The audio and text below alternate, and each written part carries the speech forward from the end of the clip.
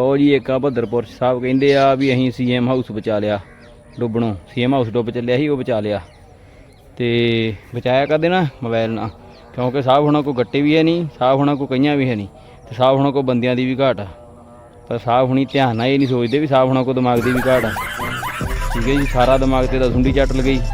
ਓਏ ਉਹਨੇ ਪ੍ਰੋਫੈਸਰ ਮਹਿੰਦਰਪਾਲ ਨਹੀਂ ਛੱਡਿਆ, ਐਡਾ ਸਿਆਣਾ ਬੰਦਾ। ਉਹਨੇ ਘਰ ਵਾਲੇ ਆਪਦੇ ਤੇ ਮਾਮੇ ਦਾ ਮੁੰਡਾ ਨਹੀਂ ਛੱਡਿਆ, ਉਹਨਾਂ ਹੋਟਲ 'ਚ ਫੜੀ ਗਈ ਆ। ਤੇ ਤੂੰ ਕਿੱਥੇ ਫਿਰਦਾ? ਕਮਲਿਆ ਤੇਰਾ ਦਿਮਾਗ ਤੋਂ ਉਹਨੇ ਊਂ ਪੀਸ ਕੇ ਖਾ ਜਾਣਾ।